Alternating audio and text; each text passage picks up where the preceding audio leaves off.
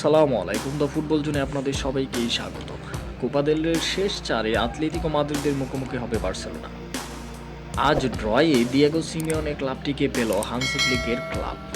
সেমিফাইনালের আরেক ম্যাচে রিয়াল সোসিয়াদের প্রতিপক্ষ আতলেতিকো বিলবাও। দুই লেগের সেমিফাইনালের প্রথম লেগ হবে আগামী 10 ও 12 ফেব্রুয়ারি আতলেতিকো মাদ্রিদের মাঠে। বার্সার দুর্গ ক্যাম্প নুতে ফিরতি লেগ হবে 3 ও 4 ফেব্রুয়ারি। সেমিফাইনালের বিজয়ী দল সেভিয়ার লা কার্তুজায় ফাইনাল খেলবে। কোপা দেল রের কোয়ার্টার ফাইনালে আলবেসেতকে 2-1 গোলে হারিয়ে শেষ 4 নিশ্চিত করে বার্সা।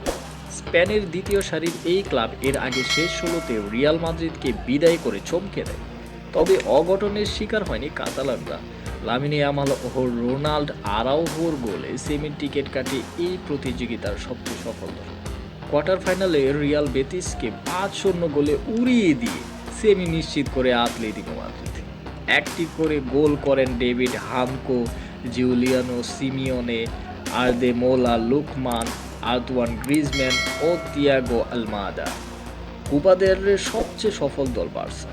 এই প্রতিযোগিতায় 32টি শিরোপা জিতেছে স্প্যানিশ জায়ান্টরা। দ্বিতীয় সর্বোচ্চ 24টি ট্রফি জিতেছে আতলেতিকো বিলবাও। ভিডিওটি এই পর্যন্তই। যদি ভালো লেগে থাকে তাহলে লাইক, কমেন্ট এবং সাবস্ক্রাইব করতে ভুলবেন না। ধন্যবাদ সবাইকে।